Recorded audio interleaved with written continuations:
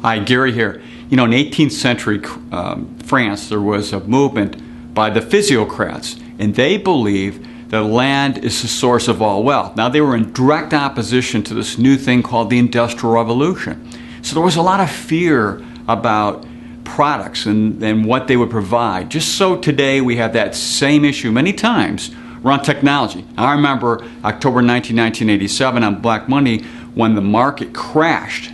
The Dow went down 22% from program trading. I think we all had a little worried about that. What are computers going to do and take over the world? And I remember a movie back in 1983 called War Games. Matthew Broderick and Ali Sheedy played in this movie where there's a massive computer called Joshua, and it was playing a war game, and it started to simulate firing, nuclear weapons from the United States and Russia during the Cold War back and forth. But very disconcerting. Really was these things, or these fears around technology and in computers in particular. So what has it done for us? Well, about the time of that market crash back in '87, all of a sudden we started seeing folks start to put together trust documents. When you said trust documents back in the '80s, people thought, oh, that's for wealthy people. But because of the advent of the personal computer and the ability to be able to put these documents out there very cheaply, all of a sudden we had trust-based planning take place. So this technology really made it much easier to put documents together, made it much less expensive to really help out. Also, we saw money management back in that same time frame. It took over 3% of the cost of doing business just to be able to deliver wealth management services, and that's down to just over 1% in that area today. So that's really come down. That's due to technology taking place. But really what this is about also is awareness and education. Adult education is one of the fastest growing industries in the country. Why? Because we're having to keep up with all this technological change that take place.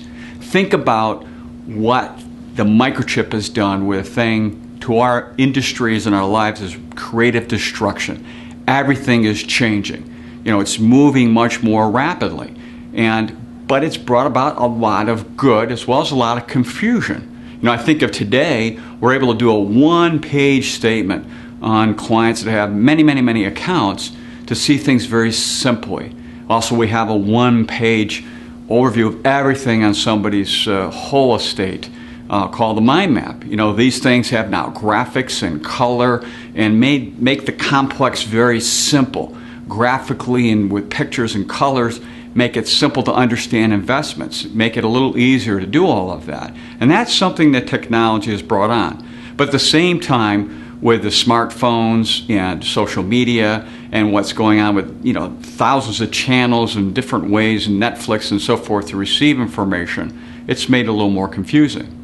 Now, based on all of that, we started a technology open house last year, and we're doing it in this year on October 9th from 5 p.m. to 9 p.m. here in our building, on all the floors in this building, and in the entryway and all the way up to the 4th floor. And we're going to have 20-minute sessions on areas that you said are most important to you.